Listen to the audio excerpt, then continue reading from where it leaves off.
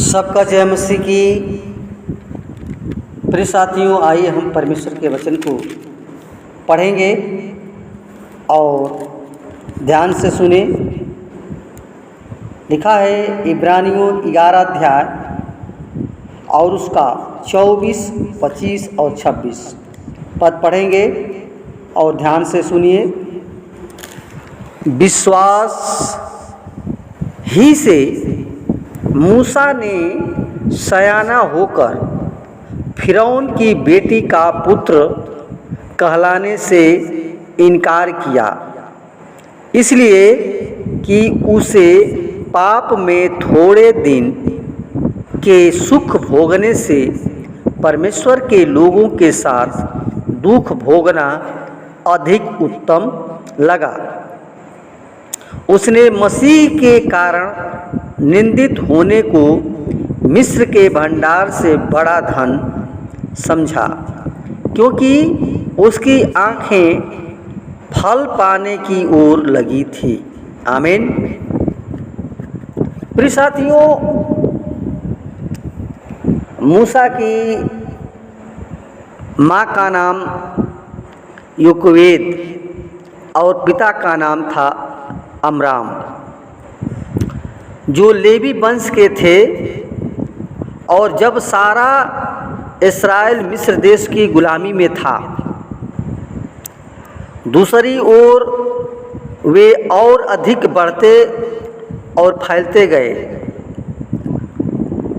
और डर के कारण राजा फिरौन ने यह आज्ञा निकाली कि इस्राएलियों के जितने बेटे उत्पन्न हों उसको नील नदी में फेंक दिया जाए। लेकिन प्रियो, बेटियों को कहा कि उन्हें जीवित छोड़ देना।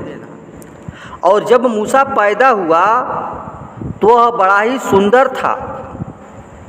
उसकी माता ने 3 महीने तक उसे छिपा कर रखा, और जब वह अधिक छिपा नहीं सकी तो उसने राल और मिट्टी से सरकंडों की टोकरी बनाई और उसमें बालक मूसा को रख करके नील नदी के किनारे सरकंडों के बीच छोड़ आई।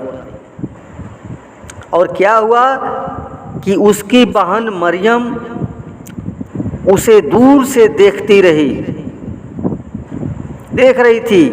और इसी बीच फिरौन की बेटी उस बालक को टोकरी के अंदर से निकालकर उसे पालने के लिए सोच रही थी। और तब मूसा की बहन ने आकर कहा, क्या मैं इसको दूध पिलाने के लिए इब्री दाई को बुला कर लाऊं? राजकुमारी के प्रियो हाँ कहने पर वह अपनी माँ को बुला कर लाई, और बड़े हो जाने पर वह मूसा को राजकुमारी के पास लाई और वह उसका पुत्र ठहरा। इसके बाद वह राजमहल में राजकुमार की तरह राजसी ठाट में रहता था, और राजकुमारी उसकी हर इच्छा पूरी करती थी। उसका खाना, रहना, पहनना सब राजकुमारों की तरह था, और वहीं पर उसे उच्च शिक्षा दी गई। प्रियो,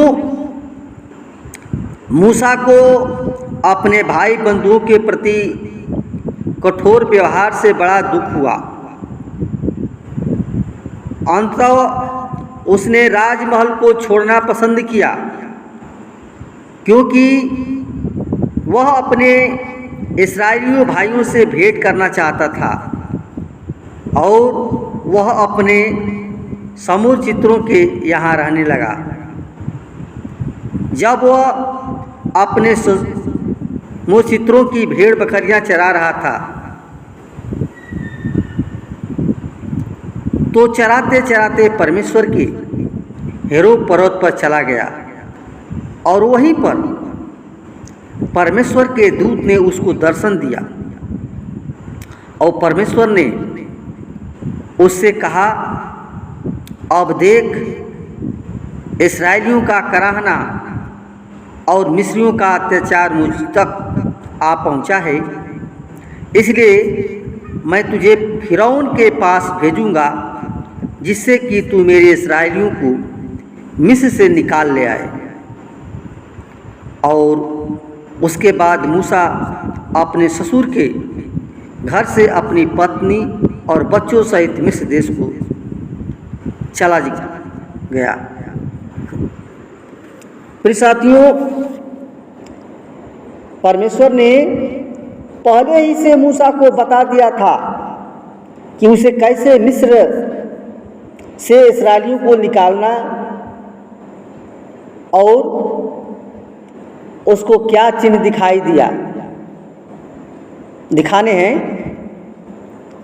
वह कैसे फिरौन का उसके मन के हठीलेपन और इस विपत्ति के बारे में चेतावनी पाकर मूसा फिरौन से भेंट करने गया और फिरौन ने उसके दुख को और अधिक बढ़ा दिया। प्रियो, अंत में 10वां विपत्ति के समय जब मिस्रियों के पहलौठे मरने से हाहाकार मचा, तब फिरौन ने उन्हें दासत्व से छुटकारा दिया, यानी मिस्र देश से छुटकारा दिया। तब इस्राएली मूसा के नेतृत्व में परमेश्वर की आराधना करने और कनान देश में पहुंचने के लिए मिस्र से निकले। इस प्रकार प्रियो, मूसा के जीवन के 40 साल सुख समृद्धि आनंद के राजा के महल में बिताया और 80 वर्ष बड़े कठिनाई से व्यतीत जीवन किया। इसी प्रकार प्रभु यीशु मसीह ने भी स्वर्गीय सिंहासन को छोड़कर धरती में आकर क्रूस के दुख को सहकर पापियों को छुटकारा दिया। प्रियो, परमेश्वर के वचन के द्वारा समझने के बाद समझ में ये आता है कि पहले हमें सुख है, लेकिन हमें सुख भोगने की अपेक्षा दुख भोगना अच्छा लगता है, और मूसा ने यही समझा। इसलिए प्रियो, परमेश्वर के लिए थोड़े दिन समय के लिए दुख हो तो आनंद मनाना चाहिए। धन्यवाद। वचन के द्वारा परमेश्वर को दर्शित बनाकर, आमीन।